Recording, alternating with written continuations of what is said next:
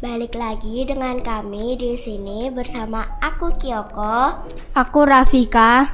aku Zi. Beberapa minggu yang lalu kita sudah main ke Museum Sono Budoyo kan? Nah, hari ini kita ingin membahas beberapa hal yang ada di Museum Sono Budoyo di podcast Laskar Digital by Anora Cipta Kreasi. Kali ini kita ingin membahas tentang batik yang ada di Museum Sono Budoyo. Apa saja jenis batik yang ada di Museum Sono Budoyo dan dari daerah mana saja asalnya, Zi? Museum Sono Budoyo di Yogyakarta memamerkan berbagai koleksi batik klasik dan tradisional yang didominasi corak Yogyakarta dan Jawa Tengah. Motif utama meliputi batik Parang, Sidomukti, Sidoasih, Sidoluhur, Kawung, Caplok, Nitik, dan Semen yang melambangkan filosofis kehidupan, keanggunan, dan nilai-nilai spiritual. Bagaimana proses pembuatan yang di Museum Sono Budoyo, Rafika?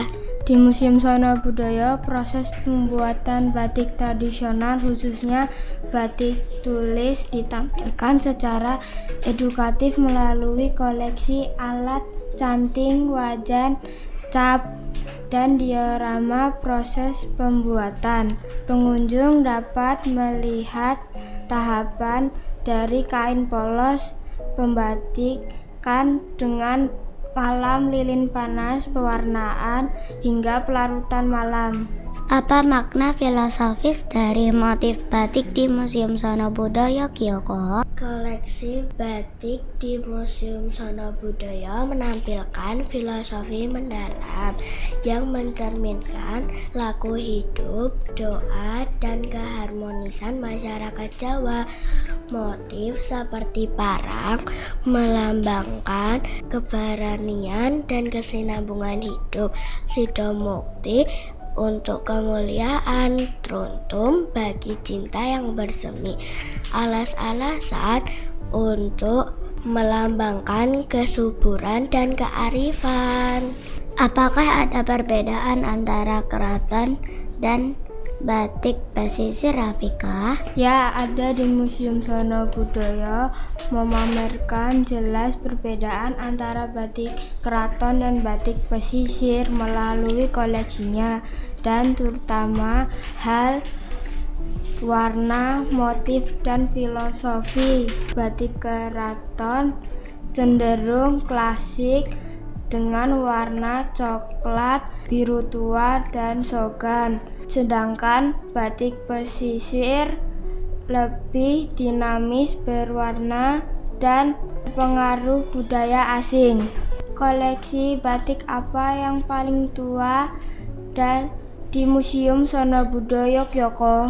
Koleksi batik paling bersejarah di Museum Sono Budoyo adalah batik Parang, khususnya yang terinspirasi dari era Panembahan Senopati, pendiri Mataram Islam 1586 sampai 1601. Motif ini dinilai sangat sakral karena tercipta dari pengamatan ombak pantai Parangtritis. Selain itu, ada motif batik nitik yang dikenal sangat tua di Yogyakarta. Bagaimana peran Museum Sono Budoyo dalam melestarikan batik di Indonesia, Zi? Museum Sono Budoyo berperan vital dalam melestarikan batik melalui konservasi lebih dari 100 koleksi tekstil bersejarah, edukasi publik, dan workshop langsung. Sebagai museum terlengkap kedua di Indonesia, Sono Budoyo memamerkan berbagai motif batik klasik. menyelenggarakan pelatihan membatik serta mendokumentasikan filosofis sebagai warisan budaya tak benda UNESCO. Sekarang kalian sudah tahu kan tentang macam batik dan jenis-jenis batik di Museum Sono Budoyo? Nah, semoga kita bisa berkunjung lagi ya ke Museum Sono Budoyo, tentunya bareng teman-teman semua. Sampai jumpa. Bye-bye.